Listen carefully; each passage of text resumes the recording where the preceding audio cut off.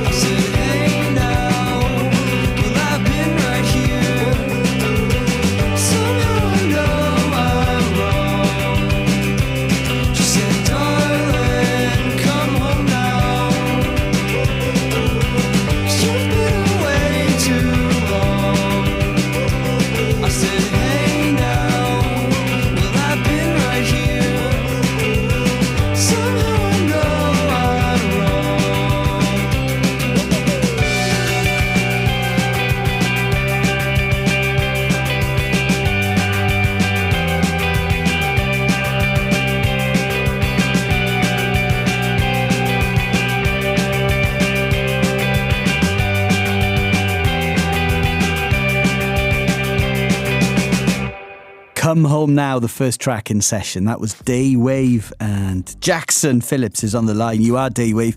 How are you, Jackson? Where are you? I'm really good. I'm at my house in Oakland, California. Nice. So that sounded beautiful at Maida, Vale. We should point out you play everything yourself, don't you? How did it work when it came to that at Maida, Vale?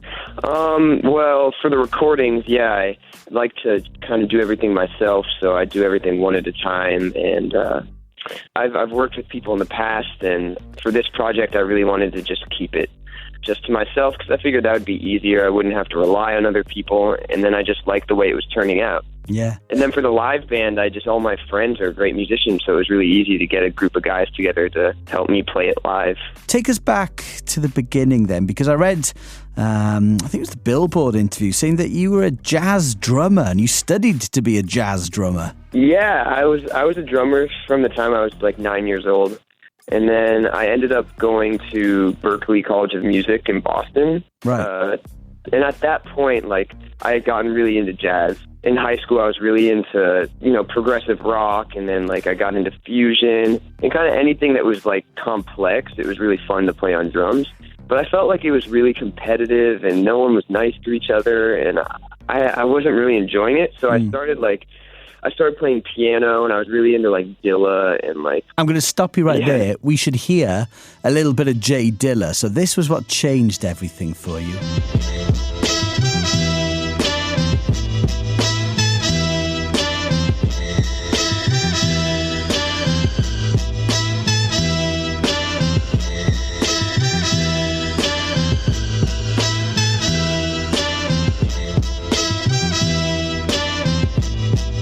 A little taster of the incredible Jay Dilla. His Donuts album is incredible, of course. And can you give us, Jackson Daywave, just a little taster of, you mentioned the complicated jazz records and the drumming that inspired you. If you had to pick one piece of music for us to hear a little bit of right now, what would it be? I was like a big Robert Glasper guy.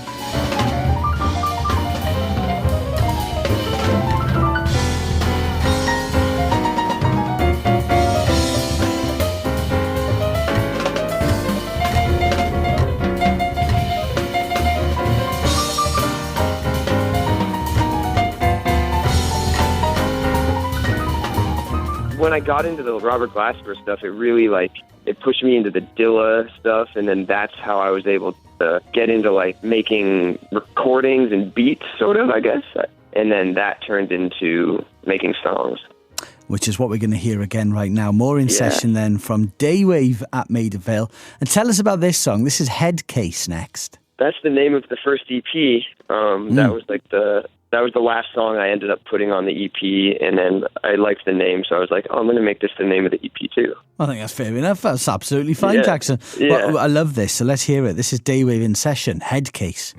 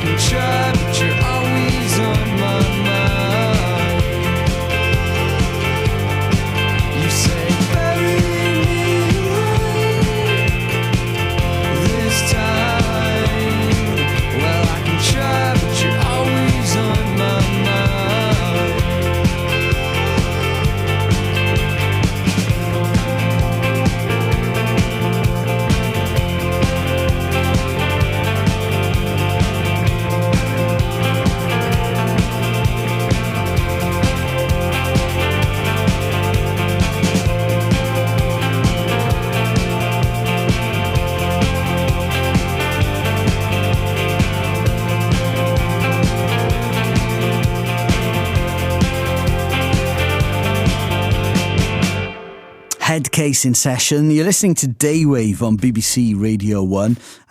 Jackson essentially is Daywave, and that's from the first EP. Your forthcoming EP is coming out on March 4th on Fat Possum Records, Hard to Read, the second EP. And it's a bit of a continuation musically from your first collection of songs, is it? It's definitely very much in the same vein, and that's why I'm actually compiling the two EPs onto one double EP vinyl that will be coming out on March 4th. And I think it made sense to kind of put them together because they're very much in the same place, and I recorded them the same exact way, so it's sonically, it's all, similar. Yeah, nice. And are you going to be touring more this year? I'm going to play some one-off shows, and then in April we're going to really hit the road, I think. And I'm guessing that's around the States. Will you be over back in the UK at any point, Jackson? Yeah, we'll make it to the UK, definitely. How were your shows when you played here last year? It was really fun. Yeah, we played a headline show at Old Blue Last. It's a good little venue, that, in London, isn't it? Yeah, there was a lot of people, and everyone was singing along. I couldn't believe it. Yeah. Whoa, this is happening. But that's the thing, isn't it? Because for all the feedback and the lo-fi guitar stylings of what you do, these melodies, they shine through, don't they? What inspired these songs? You mentioned the jazz instruments and the drumming and the J Dilla for the hip hop beats as well. But there must be some Californian soft rock in there somewhere. The Dilla stuff just got me into producing, which just got me into making songs. And eventually I went back to listening to rock music, and that's where obviously this project stems from. And listening to a lot of New Order and things like the Beach Boys and 60s pop. Buddies and me, you're getting real well known. Yeah, the bad guys know us and they leave us alone. I get around, I get around, get around, I get around, get around, I make a real good break.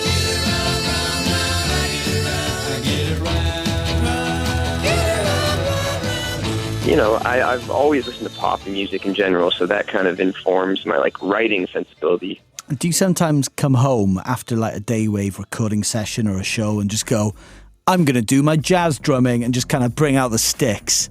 If you stop playing for a while, you kind of lose it, and then it's makes me anxious to play and feel that I lost it, But sometimes I do. It's a good tension release to just get on the drum set and shred. Yeah, I'm sure you're very good. Well, hopefully one day we'll see that happen. But for now, maybe. Jackson, Daywave, we love what you do, and we can't wait to hear more of your music. Thank you for recording this for us at BBC Radio 1 for the Maida Vale sessions. And tell us a bit about this next song we're going to hear, which is Drag.